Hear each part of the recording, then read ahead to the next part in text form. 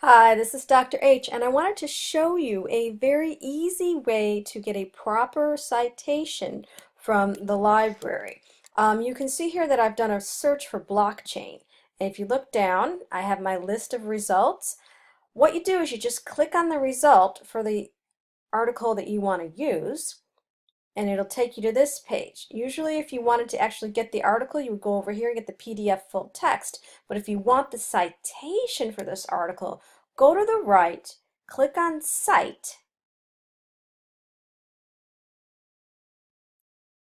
and it'll come up with a whole list of different citations for you. Okay? So in our class, because it is a humanities class, we do like to use MLA style. You can use APA if that's what you're used to.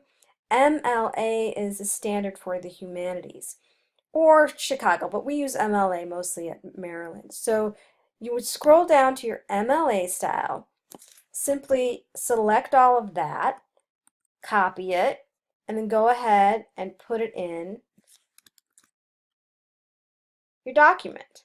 Okay, and there you go. You got your citation. You have here, this is the indicator for where it is on the EBSCOhost.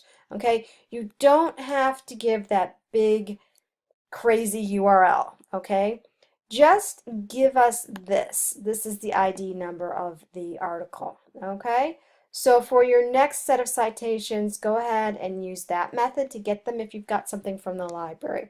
And also there are references online for how to do MLA citations. I will put those in a link with this video on the announcements. Okay, great. Thank you.